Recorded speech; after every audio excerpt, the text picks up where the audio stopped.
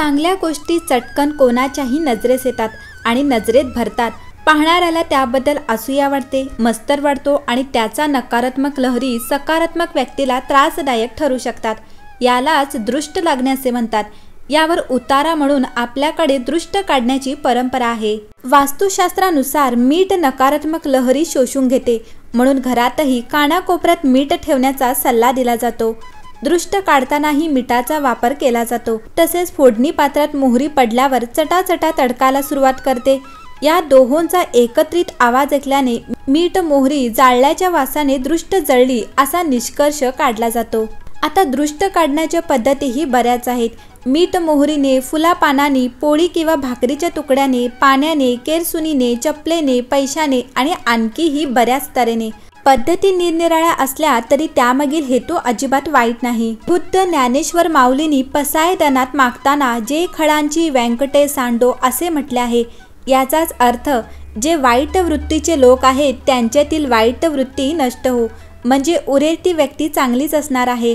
त्याचप्रमाणे दुष्ट दुर्जनाची वाईट दृष्टी जळली की अन्न कोणाचेही वाईट होणार नाही। म्हणून तर लहान बाळ असो की नाहीतर वरवधू त्यांना काजळाची तीट लावली जाते। त्यांच्या सुखाला कोणाची दृष्ट लागू नये हीच त्यामागची सद्भावना। मात्र या सद्भावने पलीकडे जाऊन दुसऱ्याचे वाईट हो या विचाराने प्रेरित होऊन केलेले मंत्रतंत्र अंधश्रद्धेला पूरक ठरतात। त्यामुळे केवळ आपण सद्भावना जपावी। आल्या गेल्याची, वाट सरूची, पशुपक्ष्यांची, गुराढोरांची, भूताखेतांची, मांत्रिकांची आणि या विश्वातील कोणत्याही प्रकारच्या वाईट शक्तींची दृष्ट लागली असेल तर ती निघून जाऊते असं म्हणत आपल्या घरातील ज्येष्ठ बायका मुलांची, सुनांची, जावयाची मंगलप्रसंगी, वाढदिवशी, समारंभाच्या दिवशी दृष्ट काढतात। आजारी व्यक्तीचीही दृष्ट काढली जाते। त्या मानसिक आधाराने आजारी व्यक्तीलाही बरे वाटते। ज्याने सर्वांना दृष्टी दिली त्या परमेश्वराचीही आजा पंजा फुला पानाने दृष्ट काढतात।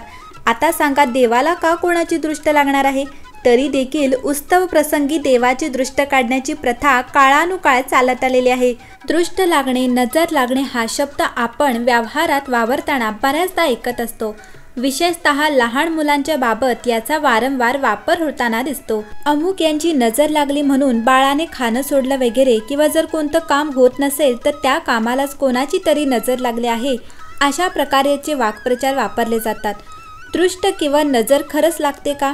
दृष्ट लागणे म्हणजे काय असते आणि जर खरंच नजर लागत असेल तर त्यावर उपाय काय आहेत ते सर्वच आज आपण जाणून घेऊया। आपल्याला माहीत आहे की जसा आपण विचार करतो तसे परिणाम दिसतात। जर आपण सकारात्मक विचार केला तर त्याचे सकारात्मक परिणाम आपल्याला मिळतात। थोरा मोठ्यांचे आशीर्वाद घ्यावे असं का म्हणतात? कारण त्यांच्या शुभ विचारांचे परिणाम आपल्याला सकारात्मक मिळतात। त्यामुळे जसे शुभ विचारांचे परिणाम शुभ होतात तसे अशुभ विचारांचे परिणामही अशुभ होतात।